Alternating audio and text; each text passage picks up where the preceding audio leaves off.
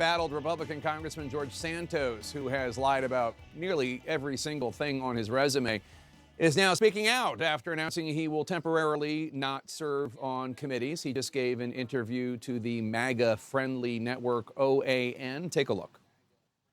And I've learned my lesson, and I can guarantee you that from now on, anything and everything is always going to be above board. It's largely always been above board. I'm just going to go the extra step now to double check, cross-reference everything. Let's discuss with CNN anchor and correspondent Abby Phillip, along with Washington bureau chief for the Boston Globe and CNN political analyst Jackie Kucinich. I'm sorry I'm laughing, Abby, but we're all the just idea is trying like, to keep now a straight this face is just here. well, I'm just like, oh, it's just a matter. I'm going to double check everything. Dude, you lied about your grandparents being Holocaust survivors. You lied about your name. You've lied about your businesses. This isn't like about like, oh, I accidentally misspoke about what year I graduated. Well, but I guess that's the era we're in. Yeah, I mean, I don't even I don't even know what more there is to say about all of this. I mean, it was notable to me that he had a piece of paper in his lap, maybe notes on what he should say about telling the truth, because at this point, it's really hard to know what he has said about himself, what he has represented about himself that is actually the truth.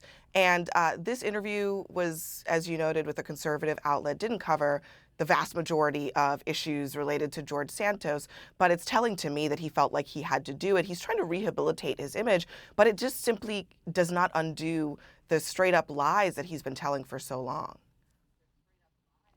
Although we should note, Jackie, that he does seem to be like kind of leaning into this idea where, you know, he's just another MAGA victim of the biased media and the deep state and blah, blah, blah. But like that's not, I never even heard of this guy. Nobody's out to get him. Like, it turned out he has lied about nearly every single thing about him. I mean, I would like to know what member of the media told him to lie about his mother dying in 9/11, when she wasn't even in the country, according to various reports. But listen, he is trying to move past this. He said in his statement today he was trying not to be a distraction for the House Republican Party. I think that probably is not going to come true, given the outstanding investigations that are currently working through the process. As Elise Stefanik said, shouldn't mention the investigations, of course. But, you know, some of these, yes, all of the lies that we've talked about are, you know, they are what they are. But I think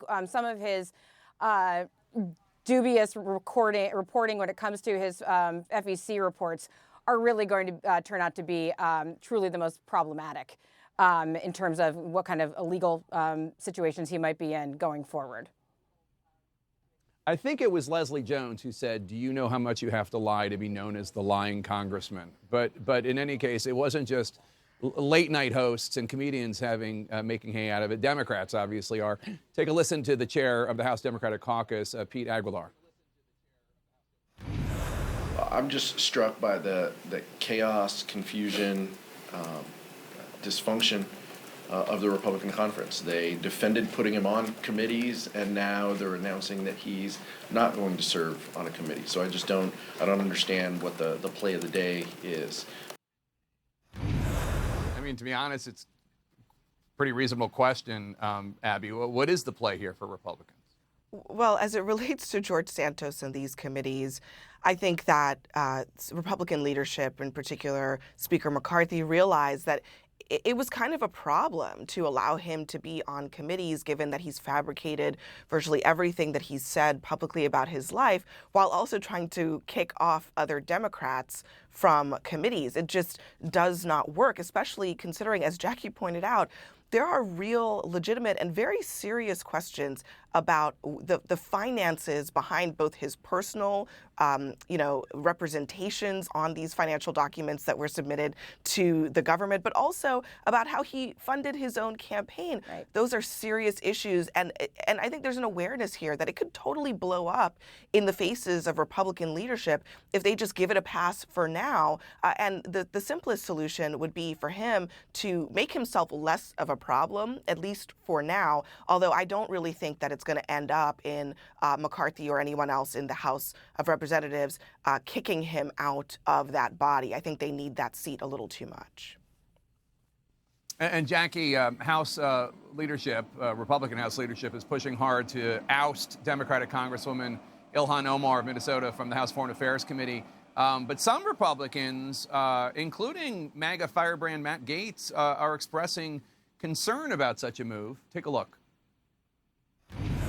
I view the Schiff and Swalwell matter somewhat differently than I view the Ilhan Omar matter. The reason I think a lot of Republicans want to kick Ilhan Omar off of the Foreign Affairs Committee is because they don't like what she has to say. It's one thing to do dangerous things to the country with intelligence. It's quite another to say, I don't like your viewpoint, and thus I want to remove you. Now, to be clear, the reasons that they're giving, the House Republicans, for kicking Ilhan Omar from the committee have to do with anti-Israel things that she said that employed anti-Semitic tropes, at least one of which she apologized for. It's not the criticism of Israel. There are plenty of members of Congress who are critical of Israel. But Congressman Gaetz tells CNN he just met with Speaker McCarthy over this issue, and he's pleased with the compromise resolution that would allow her to appeal this to the House Ethics Committee. He wants to see the final language. How do you think this is going to play out? You know, the thing that strikes me about this, Jake and Abby, is the amount of political capital that House leadership is expending on this. After all the political capital they expended on getting McCarthy's speakership at all. We're not even to the part where they're actually trying to legislate. And this just shows how much power each of those members of Congress have on the Republican side to extract whatever they want from Kevin McCarthy, and when things are actually on the line, when things are actually, affect how the country does its business. This does not bode well for Kevin McCarthy, given just how much effort they've had to put in these things that are frankly party loyalty votes. And Abby, Congresswoman Ilhan Omar is defending herself amid this push to oust her, but she made some rather baffling comments to Dana Bash on State of the Union when talking about a tweet she sent when she said support for Israel was all about the Benjamins in 2019. Take a look. So when you apologized for the all about the Benjamins comment, you said anti-Semitism is real, and I'm grateful for Jewish allies and colleagues who are educating me on the painful history of anti-Semitic tropes. What did you learn? A lot. I wasn't aware of the fact that there are tropes about Jews and money. That has been a very enlightening part of this journey.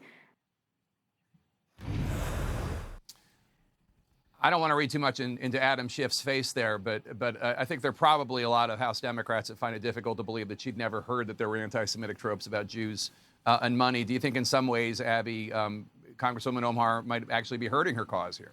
Yeah, I mean, definitely Congressman Schiff's face kind of spoke volumes there. But yeah, no, it's not helpful to say that you'd never heard of a pretty well-known trope about Jewish people. And so at this point, I mean, I think that it's not necessarily helpful for a Congresswoman Omar to be out there dealing with this issue. In some ways, as Jackie pointed out, this is a problem that Republicans internally are wrangling about, and it's not clear that McCarthy even has the votes to do it. So, from the Democrats' perspective, it's probably best to let them fight it out. But comments like that certainly don't help.